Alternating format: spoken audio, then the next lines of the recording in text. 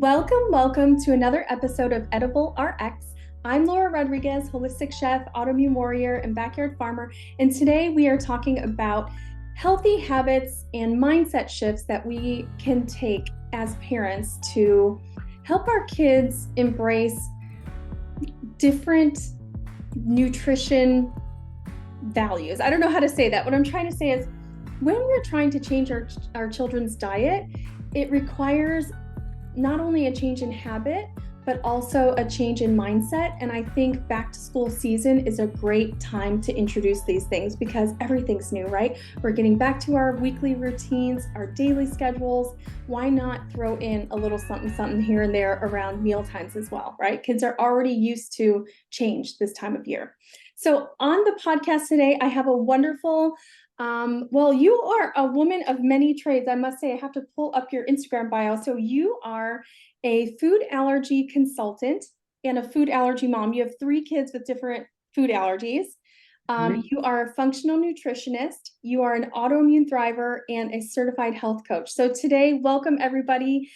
Jennifer Johnson are you from Chicago or are you from the suburbs? I am. Okay. Yeah. Well, I'm in the suburbs, but yeah, Okay, yeah. cool. All right, Yeah. welcome to the Thank you, podcast Laura. today. Thank you so much for being here. Thank you. Thank you. I'm happy to be here. It's my pleasure. Yeah.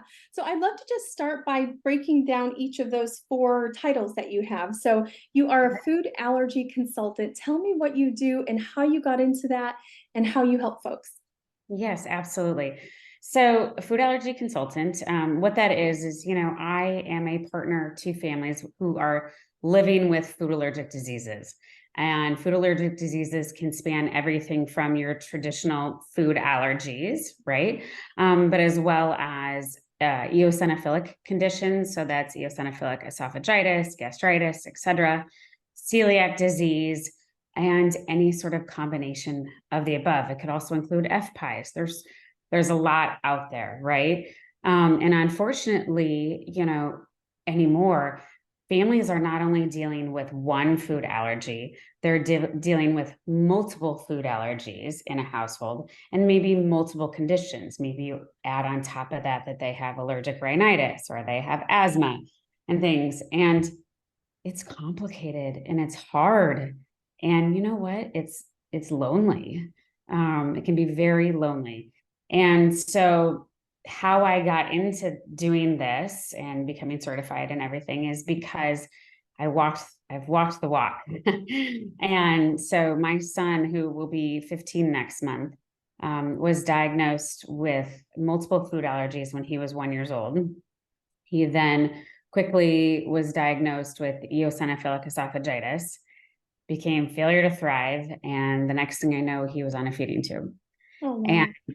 this was my first child, and it was just, it was an extremely difficult experience. I was completely overwhelmed, isolated, alone, didn't know where to go, didn't know what to do. And frankly, there was nobody for me to talk to.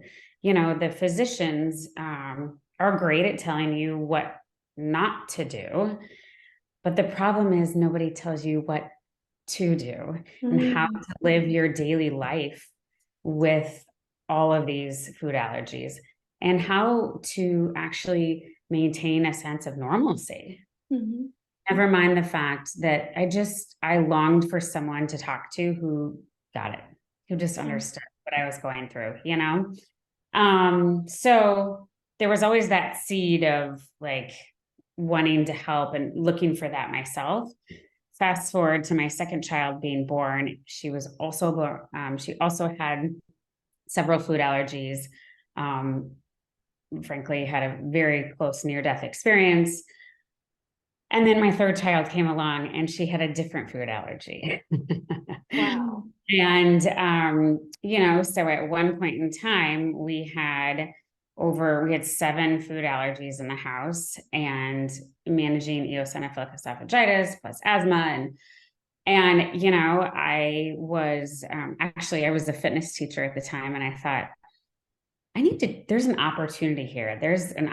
I see a white space in this area. People need help. And why not me? Right? Yeah. Like, why not me? I wanted to help people. And because I feel like I had learned a lot in all those years. And so then I actually sought out a certification for it. And I've taken now subsequent certifications. Then I became a health coach on top of it to just kind of, broaden my appeal and frankly, my knowledge base so that I could be looking at the whole person. Mhm. Um, is kind of how I got down that path.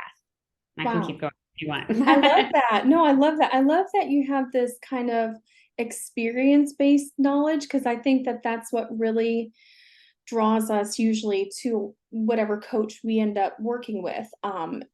Because you want to know that that person has been through what you've been through, at least for me. Like a Yes. doctor can tell you what to do, but if you find a doctor that's been where you've been, or you find a nurse that has autoimmunity, like in my case, I feel like I trust them more and I want to do everything that they tell me to do. So Yeah. I think that Yeah. that's a really good service that you offer to your clients because not only do you actually know what they're going through, but you can help them get to where they're trying to get to because you've kind of been through it yourself. Yeah. And that's the key. And ultimately, you know what? I don't believe food allergies should define a person and should define their life. Mhm. And now, granted, it's a very important element, safety first, but it shouldn't define. And so I really work with all my clients in getting to that, level of comfort, if you will. Yeah, Okay. yeah, Because it's important. I love that. It's meant to be So you fun. Yeah, I'm Yeah. glad Yeah. that you think that that's fun, that's cool.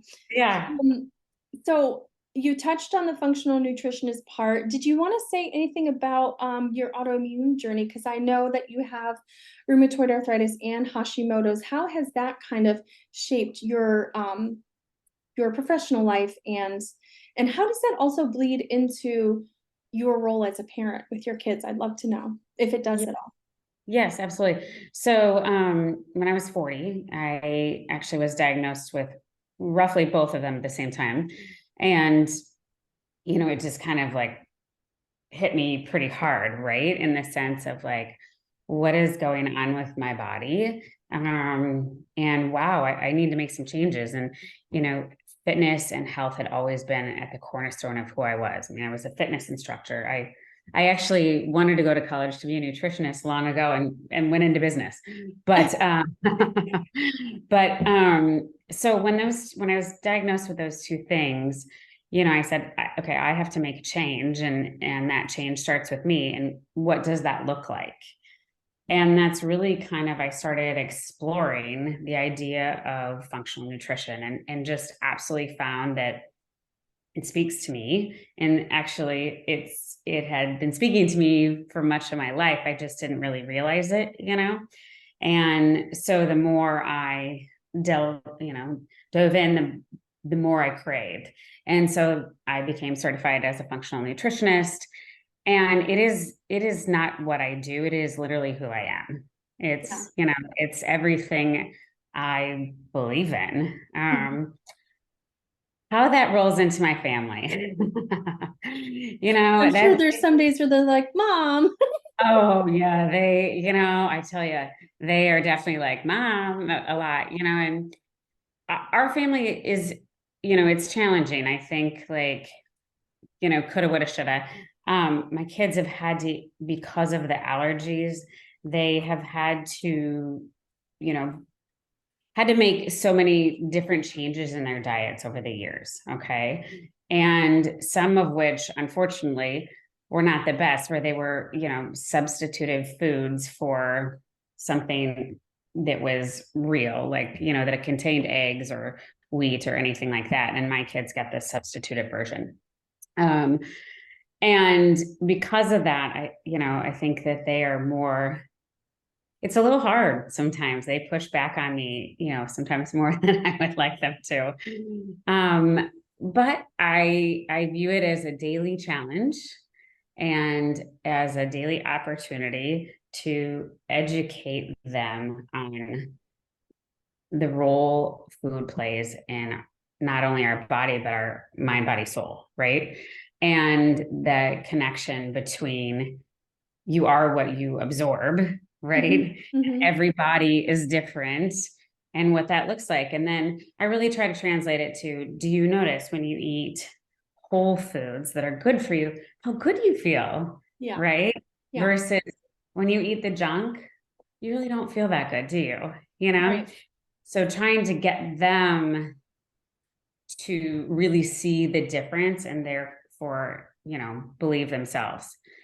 But It's it's hard a when people are challenge. young because they may not even necessarily feel the difference. Whereas you and I, being older women or older people, I should say, because it happens to men as well, we can, with digestive enzymes decreasing over time and all of the other things, even just like food sensitivities, developing food sensitivities, not necessarily allergies over time, or gut imbalance and all these other little things that can make it difficult for us to be able to eat how we used to eat as kids. Like we might eat something and go, oh gosh, I feel horrible from that.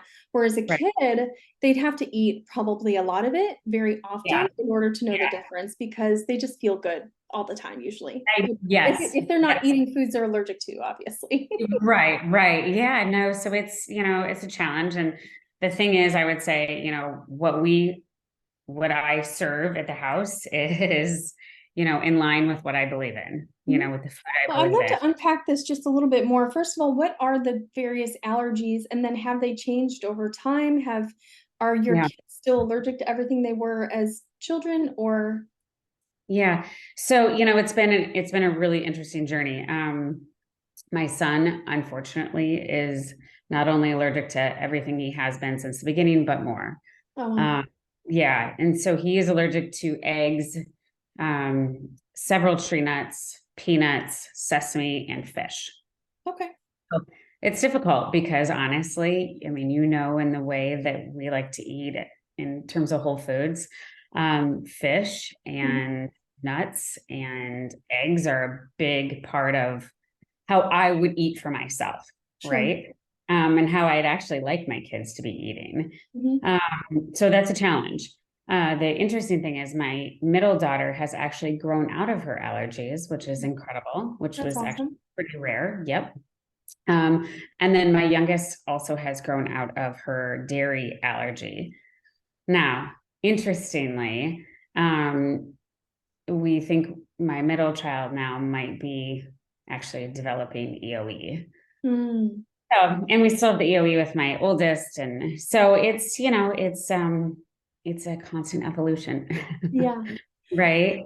Yeah. Interesting. So then I'd love to hear, because if your kids were born with food allergies, so they already had various things that they couldn't have from the beginning, and also you being so holistic and nutrition and fitness minded from the jump, Mhm. they kind of already had a head start. So I'm curious to understand how they still push back. Are they pushing back because um, you're just trying to make sure that they eat really nutritious, or do they, like, tell me more about this? Do they get snacks? Do they get to go out and have pizza with their friends ever? Or what is that kind of, what's going on? What are they pushing back against?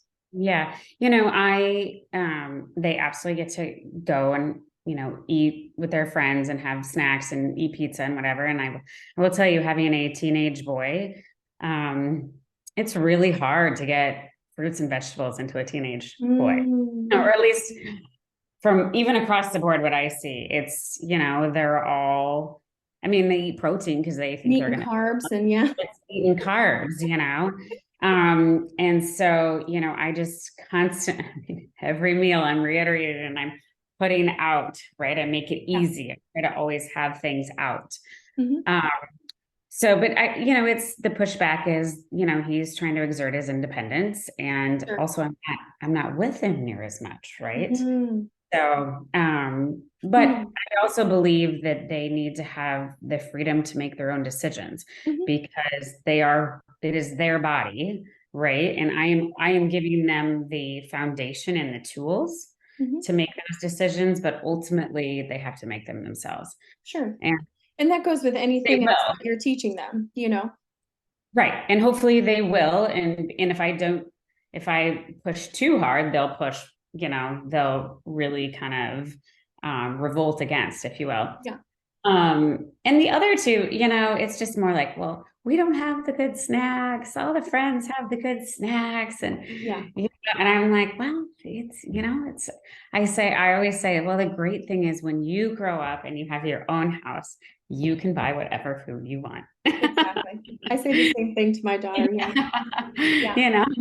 It's interesting because, I think people, at least some of my followers, they've mentioned recently that um, it seems like it's so easy for me and my daughter, but as I've mentioned before, it's a daily practice. It is a daily balancing act of me teaching her the value of eating your nutrients first, allowing Mhm. her to have a nutritious dessert after every meal because I don't want her to grow up and then like be binging on sugar when I'm not there, right?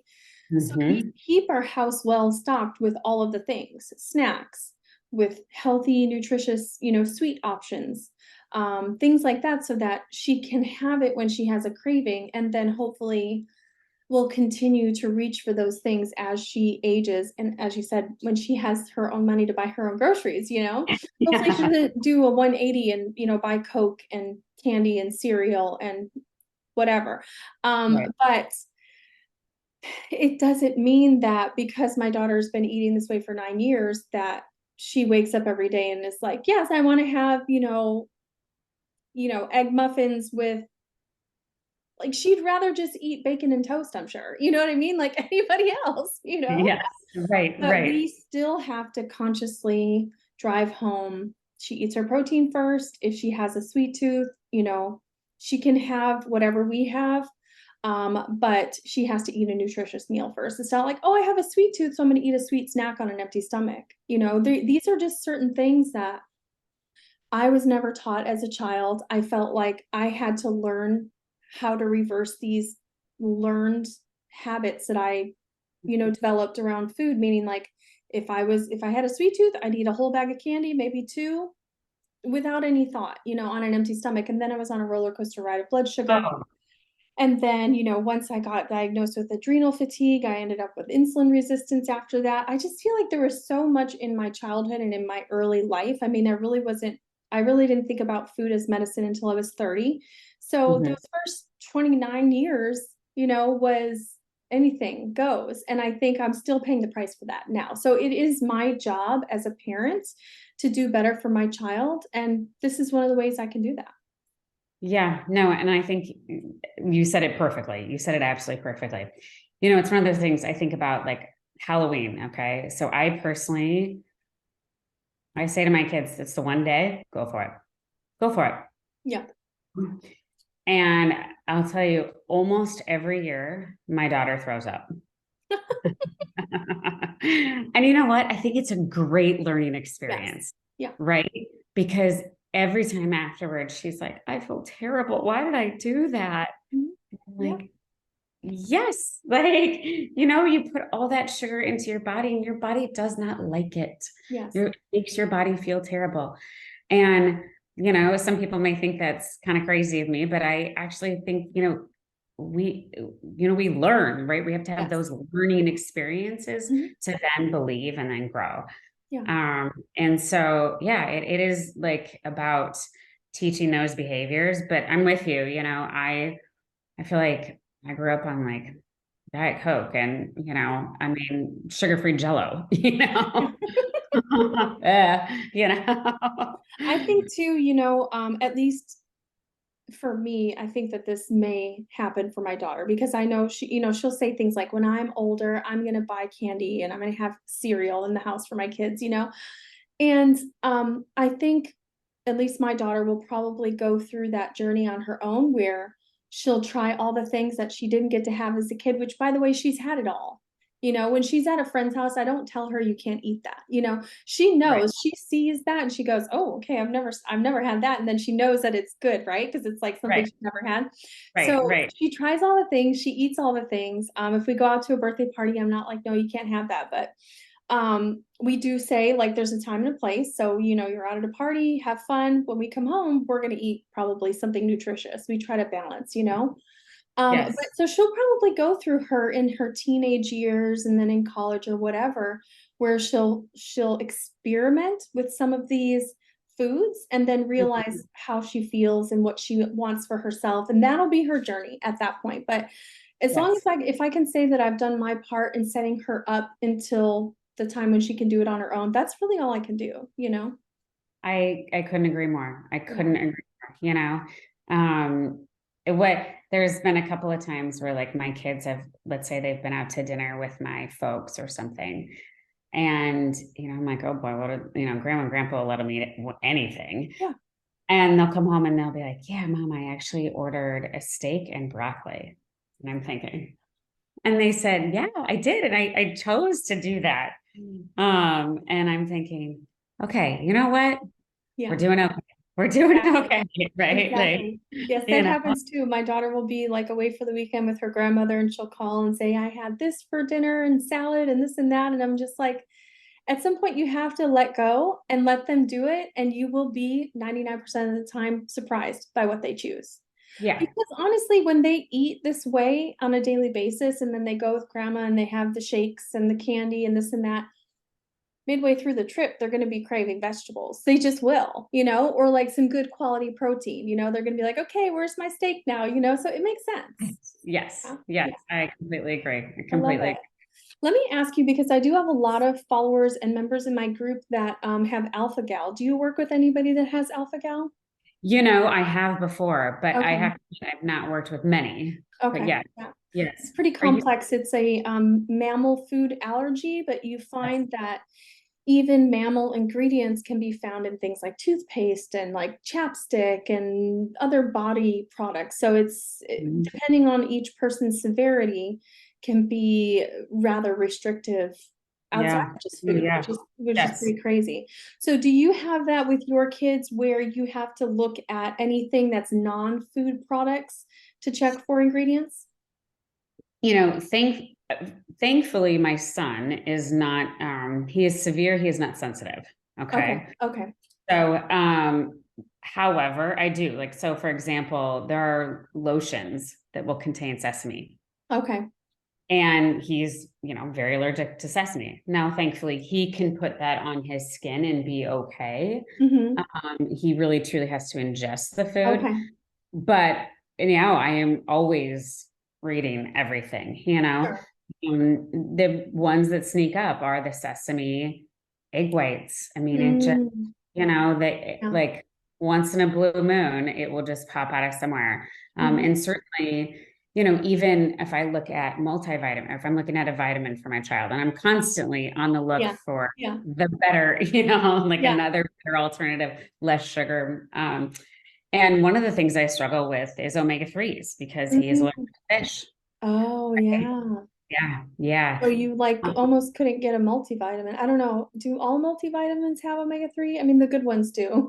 the good ones do. The good Yeah. ones do. Yeah. So I have to find Mm, another route. But I mean, wow. there's been a couple times where, it has been in there and it like, I was like, right before I give it to him, I'm like, okay, nope, nope, nope, coming back, And he's allergic to fish and nuts, did you say? Yes. So he can have walnuts. So are you giving him like flax oil or flax seed, or what are you doing to help him with his omega-3s? Yes. So both flax oil and flax seeds. So Okay. I'll put like ground flax seed into a smoothie, Yeah. sometimes, I mean, basically it's mostly probably the ground flax seed. I'll put it into the smoothie. Okay. Once in a while, I'll put flax oil into again a smoothie, Yeah. things like that. Yeah. Okay. Cool. But yeah. So that's really it, as well as I have found a few supplements that actually he can tolerate. Hmm. Um, so, which is good, but that's a trial and error, right? Yeah. Yeah. So do you have like three EpiPens for each of your kids, or the other two, are you pretty confident at this age that they don't have any other food allergies? I am confident. No, at this age, I am confident they do not have any food allergies today. Okay, wow, That cool. is, yes, it's very cool. It's very So cool. let's talk about what do you think? Did they just grow out of it? Did you have to do gut work? What do you think contributed to them growing out of those food allergies? Right. So, my middle daughter, who was very allergic to both eggs and peanuts, um, to be honest, I think she just grew out of it. It was just time. Hmm. Um, it's pretty rare to outgrow a peanut allergy. Mm. And so, to be honest, I think she got really lucky on that Mm. sense. Yeah. Um, that being said, she has always been my very best eater. She has Mm. always been a person that eats just naturally a nutritious, balanced meal. Mm-hmm. Okay. She's always eaten a lot of colors. And Mm-hmm. so I sometimes wonder how much that had to Mm. affect, obviously her gut flora and microbiome. Yeah. My younger daughter, I think that too was more of a maturity Mm-hmm. process. That said, you know what? She still doesn't have dairy. She just doesn't. Mm. Okay. We know that she can have it, Mm-hmm. but she actually far prefers dairy-free cheese. Mm-hmm. She drinks Ripple milk, Okay. like it's style. And you know what? I think honestly, she feels better, Mm-hmm. and she never has any digestive issues anymore. Wow. Very cool. That's Yeah. awesome. And I kind of believe, you know what? She's living for most, for the all intents and purposes, she's living a dairy-free life, Mhm. and she's going to be healthier for it. Yeah. You know, like Absolutely. I just think there's so many health benefits from it Hmm. for her, So you let's know? talk about really briefly, like, is there a set of ingredients that you don't shop for in your household? Like, are you guys gluten free? Are you soy free? Are you dairy free? Or is it kind of all things in moderation? Well, so, we are a very heavy whole foods diet family. Mhm. Okay. Mhm. Because of my son's allergies, obviously you're taking out eggs and nuts and sesame and fish. Sure. Um, it, doesn't leave a ton. Now, Mhm. soy, we try to stay away from. That said, I will drink, organic soy milk on Mhm. occasion in a smoothie. Mhm. But otherwise, you know what? Yes, I am gluten-free, dairy-free. I really try to encourage my children to just not have much of the processed foods at all, Mhm. um, particularly gluten. Mhm. My daughter naturally is then more leaning dairy-free, and my son, he does consume both dairy and gluten because he is limited in so many other things. Okay. Yeah. To be honest, we have a lot of different things going on in our house. So what But that, about do you have a spouse? Do you have a partner? Are they on board as well, or what's going on with that? Because sometimes I know sometimes spouses can be the picky eater in the household. yeah, thankfully, my husband is not. He really Okay. just goes along with the ride. I Oh, mean, yeah. basically, yeah, which is great. He's like, okay, as long as I can get a piece of steak or, a pork chop, I'm good. Yeah. So he's pretty understanding, and he knows that as long as he doesn't have to really cook, he doesn't have much to say. Fair. Fair. Yeah. Yep. Awesome. Well, I think this is a great segue since you had mentioned that you are gluten and dairy free, just to talk about your autoimmune journey a little bit further and how you have used food as medicine along your journey and how you feel today versus when you were first diagnosed. Okay, yes, absolutely. And actually, one comment to kind of wrap up the kids piece. Um, I will say though, my daughters do eat eggs, they eat fish, they eat nuts, they eat all of these things because I believe it's very important for their diet and their nutrition and health. But that is an individual choice. Many Sure. families are not comfortable having the allergens in the house, and I respect that. Okay. I do, but that's my Is your choice. son anaphylactic or Oh yeah. Oh yeah. yeah. Okay. Yeah. Okay. He's Yeah. been hospitalized many times. Okay. But again, thankfully he is not sensitive. So he can be in the same room. He can be Okay. sitting by it. Okay. And for many years that caused a lot of anxiety. Um, Mm. it's been a slow process, but Yeah. I have educated him that, your siblings, they really need these foods. They need Sure. them because they're nutritious, and I don't want to create other issues for them. Sure. He Yeah. now understands that, which is good, but it's been a journey. Yeah. Wow. Yeah. Very Yeah. So interesting. Well, thank you for interjecting. Thank you. Yeah, yeah. So back to my journey, you said Mhm. being right, okay, and Yeah. gluten-free, Mhm. dairy-free. Um, yeah, so really, like I said, when I was diagnosed first with Hashimoto's, I immediately, my physician was like, okay, let's go gluten-free. And it took me a little bit, and so change, right? Yeah. Uh, but it's amazing. I mean, from a technical perspective, I have not had any TPO antibodies in 3 years, Wow. That's awesome. which is super awesome. Congratulations. Thank you, thank you, thank you. And I completely contribute that to living a gluten-free life. I mean, I Mhm. really do, and maybe there's some other factors as well, but I believe that largely to a gluten-free life. Yeah. Um, then 2 years ago with my rheumatologist, my rheumatoid arthritis has just continued to progress, and I've been very against going on medication. Now that may change, okay, because I may get to the point, but we started with the inclusion of fish oil into my diet. Then it was eliminating sugar, Mhm. and then it was eliminating dairy. And eliminating dairy has really helped in the past few years, Mhm. and now I mean, I don't crave it. Yeah. Any, I have no interest really. And it's just how I live, Mhm. It's just how I eat. And I don't really think too much of it anymore. Mhm. Until I'm out with somebody else and they're like, wait, what? You don't eat any of that stuff, Yeah. Yeah. But I know my body feels better that way. And thankfully, there are so many alternatives these days, right? Oh And my we have gosh. So many. like Yeah. there's so many, and I feel very fortunate to live in a city where I have great stores and Mhm. markets and things like this, and so it doesn't I don't really think twice about it. I love Is that that. a question? Yeah, yeah, no, that's great.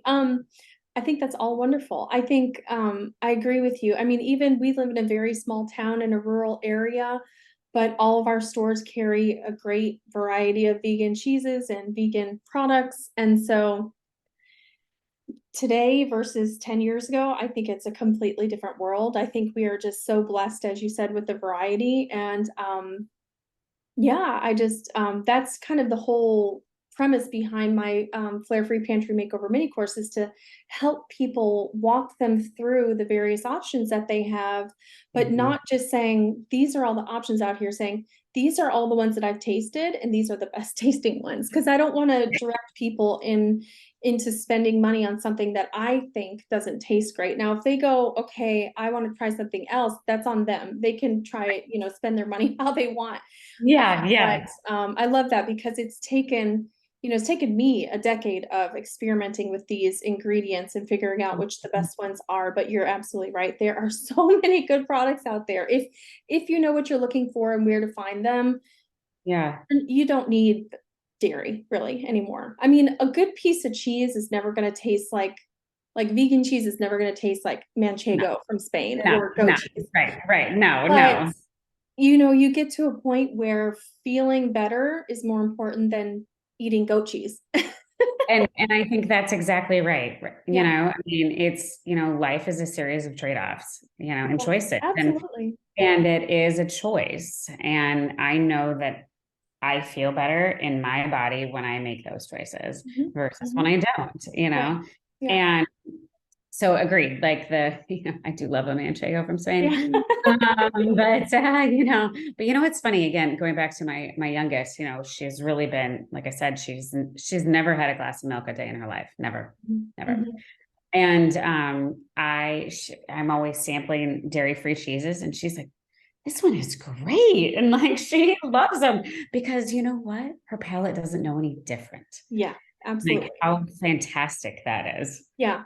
Well, Yeah. that is an even better segue to what I'd like to talk about next because I feel like most of the people that are in my, you know, realm, I don't know what I'm trying to say. Most of the people that come to me needing help, Hmm. Hmm. they have either picky eaters or kids with allergies or kids that just are, I think, biologically addicted to highly processed Oh, packaged foods, the overly sweet, overly salty, overly crunchy foods that we all grew up eating because we didn't know any better, right? And yep. they want their kids to eat better. They want their kids to eat flare free, but they're afraid to change their food because they already know, like, my kid loves chicken nuggets, mac and cheese, fruit snacks, juice. This is what they eat. This is all they want. They're Mhm. picky already. So how would you suggest, like, what are some mindset shifts that you would suggest parents use to help their kids embrace foods they've never had before, or maybe try a dairy-free cheese, or try, a gluten-free pretzel versus the regular pretzels, like, which to me, they taste exactly the same. So a lot of it to me, and this is why I would love to talk about this, because a lot of it to me is mindset work. It's embracing something that looks different, maybe tastes a little bit different, and trying it enough times until you realize that it's just as good or almost as good, and you're fine with replacing it? Right. Yeah. So the first thing I would say is patience. Of course, you have to have, I mean, what is, the rule, you hear it various different ways, but how many times you need to try something before you might actually like it. Right. The second thing is make it a game, make it fun. Mm. So if you are willing to, which I think I find this formula best, is go and buy a couple of different varieties. Mhm. Okay. So say, for example, like you said, the gluten-free pretzels, right? Mhm. Go buy one brand, Mhm. go buy three brands. Okay. And Mhm. maybe if you're okay with it, buy the gluten-free chocolate covered pretzels, and then the gluten-free and then this pretzel. Okay. And make a game of it. Give the child the option of which Mhm. one they like best, Mhm. then move forward with that. And also with that, there's this idea of food chaining. I don't know if you've heard of that term. No. So say, for example, like I said, the chocolate covered pretzels. Okay. So maybe ultimately you don't want your kid actually eating the chocolate covered pretzel. Okay. But it's a stepping stone to Mhm. get them to eating the regular gluten free pretzel. So that is food chaining. Okay. So you take another thing like, let's go with a dairy-free, gluten-free mac and cheese. Okay. Mhm. Sure. A homemade, dairy-free, gluten-free mac and cheese. Okay. So maybe that's your end goal, but we're going to start with gluten-free, right? And we're going to try, maybe we can try the rice noodles or then maybe, Yeah, rice and quinoa. And it's step by step that you're gradually bringing them along. I love Uh, that. yeah. And That's that's, what I wrote down. I wrote, don't go from letting your kids eat pretzels to letting them only eat the cauliflower pretzels. Like, you yes, have to start with the closest tasting thing, even if it's not the most nutritious, and then yes, slowly work your way up. And maybe your kids will never want to eat the grain-free pretzels, and that's fine. At the end of the day, reducing their exposure to that, glyphosate-filled wheat, if it's a yes. snack they eat every day, is going to make a big difference in their health. So something as simple as that. That's exactly it. That's exactly it. I And love it's that just, there's a term for that. I'll be using that, food chaining. yeah, food chaining. Yeah, exactly. Okay, I'm so you said using patience, therapy. and then you said make it a game. Make it a game. Make it fun. Hmm. Make them feel like they have a choice in the matter. I love Right. that. Because when we come at it as this is what we're doing, this is what I said, that's, that immediately puts them on their heels. So make a Well, and game. kids in general, they don't really have a lot of decision-making authority in their life, Right, right? They have right, to go to right. school, they have to do what their teachers say. I mean, so there's very few opportunities that they really have to choose, and I think choosing their food is probably one of the ways that they do it every day. So why not allow them? Yeah. I actually, there was a great occupational therapist that my son worked with a long time ago. And she said, there are only three things that a child can truly control. And that is when they go to the bathroom, when they fall asleep, and Mm, actually what they eat. mm. And eat in terms of truly putting it in their mouth You can and offer them whatever, but it's what they choose. Yeah. Yeah. and Wow. actually digesting the food. And that's true. Those are the Yeah. three things. Wow. Yeah. Yeah. So letting Fascinating. them So have yeah, that we choice. can't take it all away from them. Yeah, No, can't take it all no, away from no, them.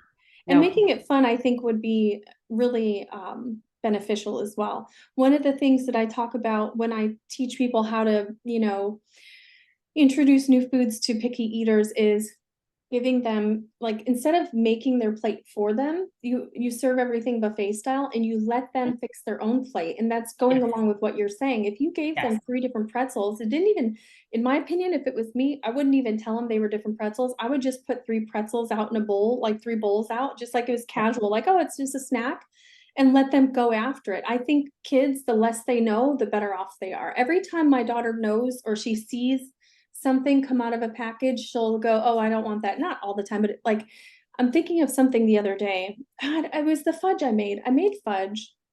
And to her, because she knew she had some, like, healthy gummies and other sweets. So to her, she didn't want that dessert. But then she Mm-hmm. saw me eating it. Me and my husband were talking about how good it was. So then she tried it and now she can't stop eating it. So it's like, even a child that has been eating flare free for 9 years is still going to, if they see something, turn their nose up at it. So the less you can do to Great show them what point. it is Yes, and don't yes. tell them what it is, just offer it to them and offer them choices and let them go for it. I can see that really being beneficial.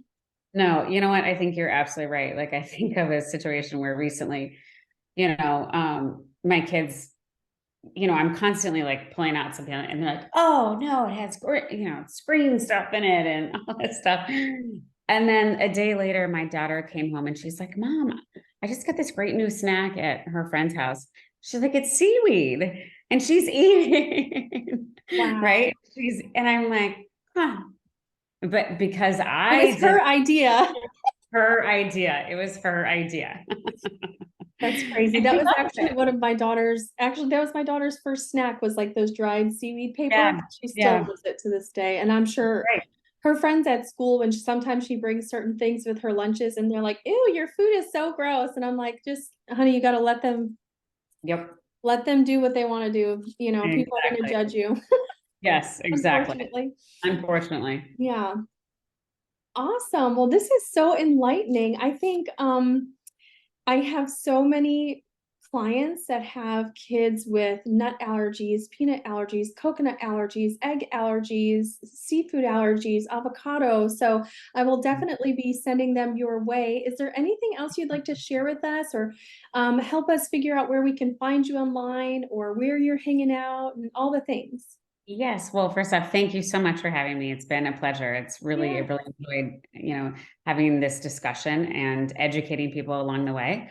I am at joyofeatingnutrition.com. I'm also on Instagram at Joy of Eating Nutrition, as well as Facebook. And, I would love to see more of your clients and educate and really partner with them on their journey, because that's what people need, is a partner. I think Um, it's especially difficult for parents with autoimmunity that have to change their diet, and then on top of that, they have kids with food allergies. That can oh, be a really heavy emotional burden to have to carry every day. So having somebody like you to help them walk through that is, I think, could be really, really beneficial for them. I think I agree. And it's a lot to kind of unpack and carry. And particularly, what if you're if you have two full-time working parents, you're thinking, I don't have time to figure all this out. I just Right. need someone to tell me, frankly, what to do. And that's Right. okay. That's okay. It is That's how I so can it feel. is so important to get help where you can, because there's Yeah. so many areas of our life that we just have to do it on our own. Yeah. Nobody can come to us and, like, get us out of bed and get us dressed and get the kids fed in the morning. Like, if you can afford a house cleaner, if you can afford a nutrition coach, if you can afford whatever, it's okay to ask for help. And honestly, that's going to lower your stress burden and make your life so much, not only easier, but also you're going to live longer because you're going to be Well, healthier. and you're gonna, yeah, absolutely. And actually, you make a great point there. And that's the one thing I would kind of end with is I do work a lot with clients on stress. And just first off, education around how stress affects our body.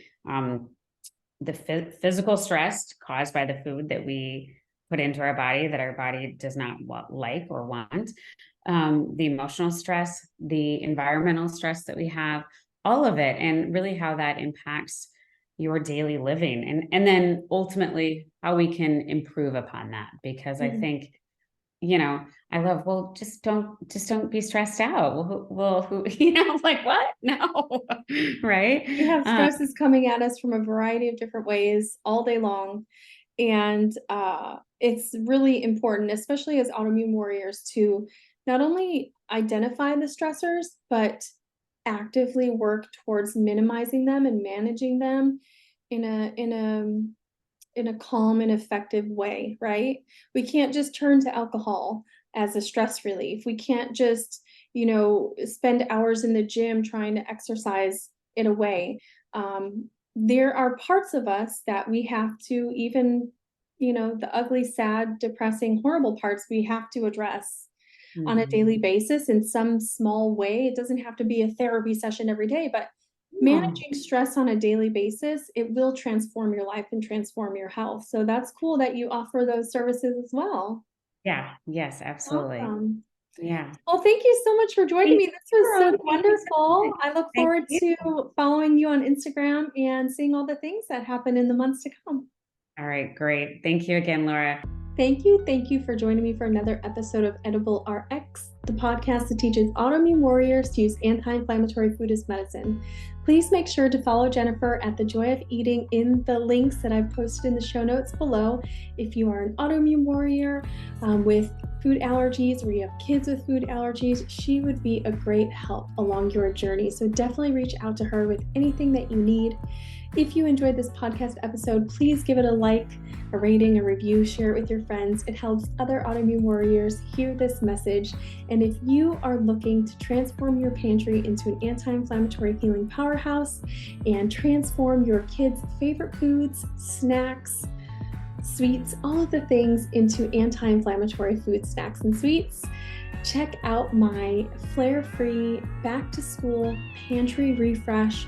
It's a live virtual workshop that is happening on Saturday, August 19th at 2 p.m. Central Standard Time. And everybody that shows up live will get a set of bonus resources, including grocery lists with pictures, brand suggestions, store locations. I'm going to be teaching you the cheapest places to buy flare-free ingredients, how to read labels, how to navigate the grocery store, and so much more. So definitely check it out on my website. I've also linked that in the show notes below. Until next time, eat your damn vegetables.